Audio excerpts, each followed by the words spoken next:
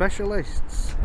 Now there's not a lot of information on their website, but they do have featured products. So they have like I don't know, it looks a bit kind of evaluate kind of things, you know, products and things like that. But yeah, they auction vans and cars. Well, specialists it says. It's quite a nice building, it's quite a big building, and they've got a massive welcome sign above the reception over there, and 3 Aston Barclay flags flying. Some nice cars in the car park, and the site is big. They do have a pitch over this way to this side, and there's a lot of cars there. There's a lot of stock. So yeah, the site itself is quite big.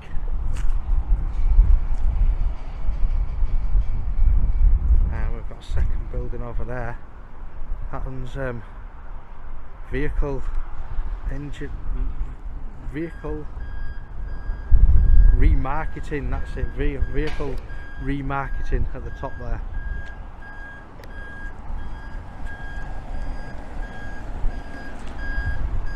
We've got one coming out now, look.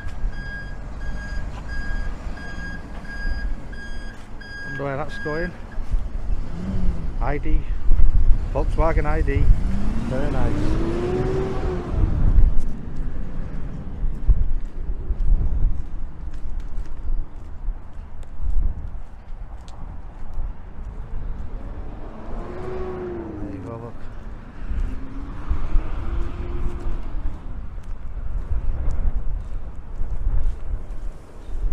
The bit there, welcome. All the way back there as well.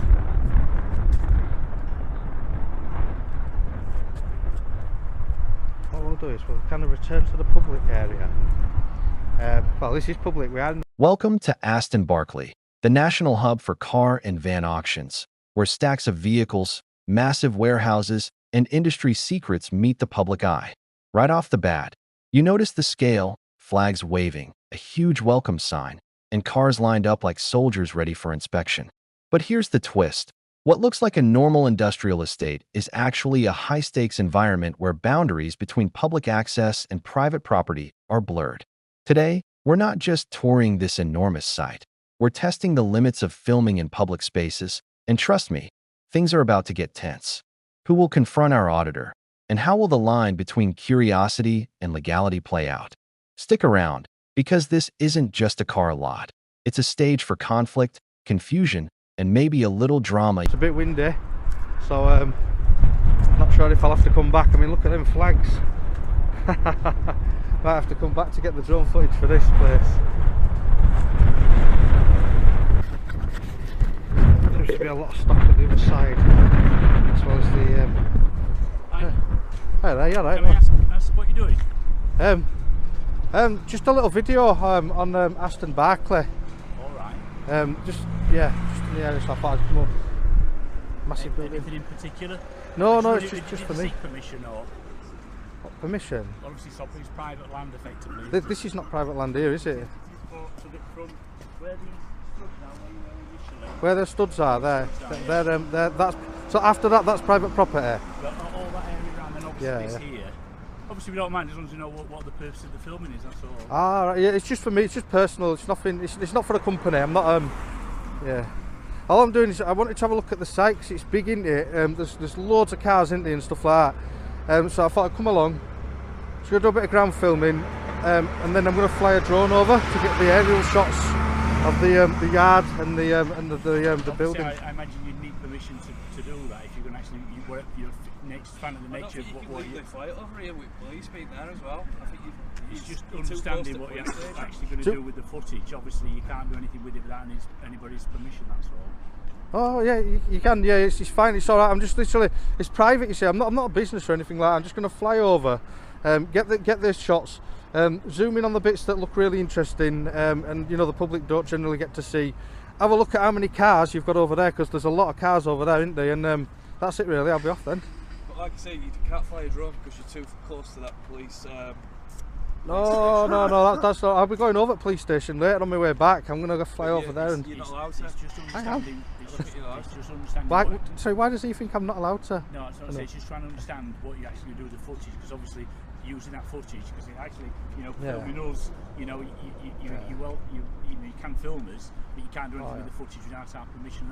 Well, the thing is, I'm not on your site or anything. I'm just out in public. I'm not still filming us while we're talking. Yeah, because we're all out in public, aren't we? You've approached me, so again, whether it's public or not, depending on what you're going to do with that footage, you need our express permission. Look at this second building over here. Vehicle remarketing, a world behind the scenes where cars change hands, sometimes millions of pounds worth, and often far from the public eye. Our auditor is strategically positioned in a public area, camera rolling, drone ready. You can almost feel the tension. The staff know the size of this site and the value of what's inside. It's a subtle psychological chess game. Will employees respect public filming rights, or will fear of exposing stock override them? This is a textbook moment to study human reactions when private property meets public curiosity. Notice how calmly the auditor sets his boundaries before anyone even approaches. The stage is set, and drama is... Have you got personal interest? Well, have I got a personal interest? What, in Aston Barclay? Well, yeah. Just in all other stuff that you do. Yeah, all industrial estates really. So I go down, do a little video tour on the ground. If you guys come out and speak to me, that's quite good, because obviously I might ask you a couple of questions, see if I can get any info about what you do and stuff like that. And then literally fly the drone over, get the aerial shots top down, and that'll be fine. You won't be able to see anything on the drone. It'll be so high up, you won't see people's faces or car number plates or all that. I think it's now just recording number plates. Is that what you do? Is that your job? Is that what you... Well, I don't do it as a job, no. It's more of a hobby, if you know what I mean. Cause I don't. What do you put it on? No, it's just well, I'd rather not say, you know what I mean. I'd literally just out doing some quick shots, just a bit of filming, bit of droning, and then that's it. But again, if you've captured us as individuals, we have a right to know what you're doing with that footage. That's the thing.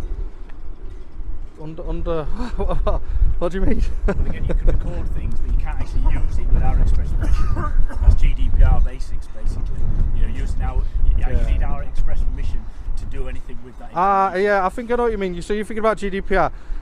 No, I'll set your mind at rest there. GDPR won't apply to what I'm doing, because I know it's not personal information, but it is still using our interactions, our footage. Oh, I know, but if you read GDPR, what you'll find is that you're right in one way, but the way I do it, it's put together with artistic and journalistic license. So I'm not in. So I'm not convinced of GDPR, but GDPR is one part of it. But equally, the legal right to be filmed and what happens to that footage. I'm talking about that, specifically. Right. GDPR comes in when all these other, because these are trade vehicles, these are customer vehicles, these are other businesses. But again, if you've got any, have you got technology on your equipment to delete all the registration numbers and that type of thing? No, that took forever. Yeah. I mean, you see, that's where I'm coming from. You see, all it takes is to one of our customers' vehicles to be in here, then see a footage, and then someone else get connected to it, and then we're implicated in it because we've. And here it is, the first interaction. An employee steps out, questioning our auditor about what he's doing. Classic tension, private versus public, assumption versus reality. Notice the auditor's calm, measured responses, emphasizing personal use and not commercial intent. This is critical because intent completely changes the legal and emotional stakes. The employee, while standing on public ground, cites private property as if proximity equals control. It's a perfect example of misunderstanding filming rights, but also an emotionally charged moment. Staff are genuinely concerned, and the auditor remains professional, almost diffusing a potential confrontation with logic and charm. How would you handle this if it were you? I mean, it could have been just a quick matter of, tapping in reception, speaking to our marketing and HSEQ people, and we could have agreed it all off. People normally go mad when I do that though, because I normally film the whole thing from start to finish. So if I walked in with a camera, then I am filming them. Then, if you know what I mean. So I'm not filming you because you've walked up to me, you've approached me. Now, aren't you? Oh yeah, but I was filming already, so you've approached me and come onto the camera. So I'd never walk up to somebody. That's why I didn't go into reception, because I don't generally tend to walk up to people and stick a camera in the face. If people want to come to me, what you're going to do, put your camera. If you start, that's what I'm saying. Put your camera on and go before you to start reception filming. first. before you started filming. The only concern So I can only talk to one person at a time. Sorry. So yeah, what I'm trying to make is obviously you can walk into the building without filming, so you won't be, you know, it contravening anybody's privacy. We're just a little bit concerned that this is a big company with a lot of customers, a lot of cars, and we've actually visualised you filming it specifically, and we don't know what it's going to be used for. That's our concern. Right. But I mean, I'll allay your concerns in a way. Just it's nothing nefarious.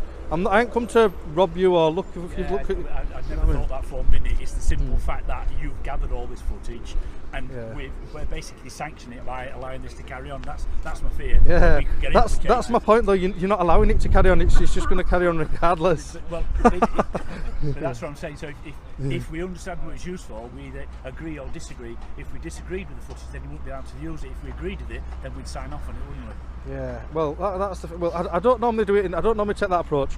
Normally, what I do is I just turn up, do it from mainly from the outside. So I try not to go on as much these days, because sometimes I do stray on a bit. Would you be able to leave us your name and address that should we have any implications or follow-up? I definitely don't do that. To film yourself, we don't know where that footage is going to. I know what you mean. But I definitely don't do that. I don't give my personal details out to anybody. Right.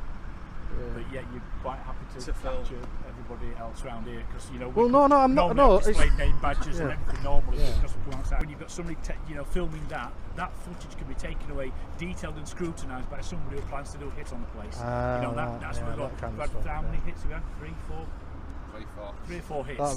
That's targeted. Yeah. That's the concern. So from the insurance point of view, if that footage is out there for everybody to see, you know, all those implications involved with it. So, and again, it's not necessarily. It wouldn't necessarily say no, but we don't know anything about it, so we can't agree or disagree. That's the problem. Yeah. No, that's the thing, isn't it? Yeah, that's just the way it works, isn't it? So if somebody just comes out, they're just having a little film around in public, they're allowed to film whatever they can see.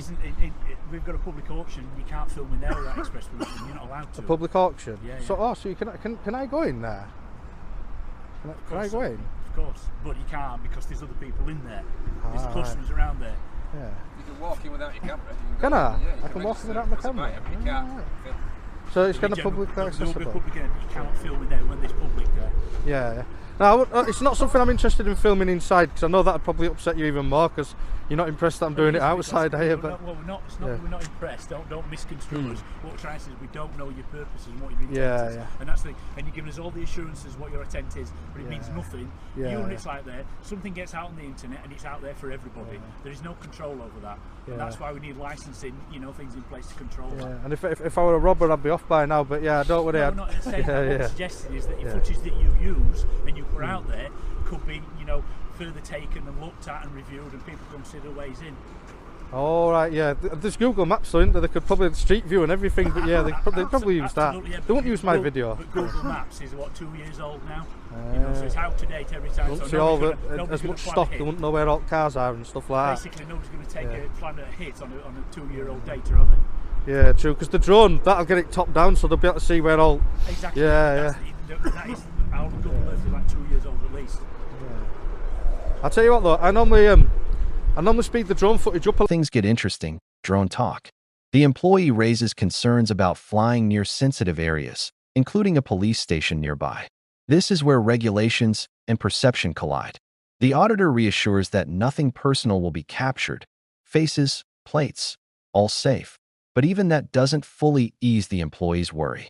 It's a fascinating microcosm of modern privacy debates. Legality, safety, and perception all tangled together. This interaction shows just how tricky public filming can be when the scale of a site, drone height, and human concern intersect. You can almost feel the internal debate in that employee's mind. Should I enforce rules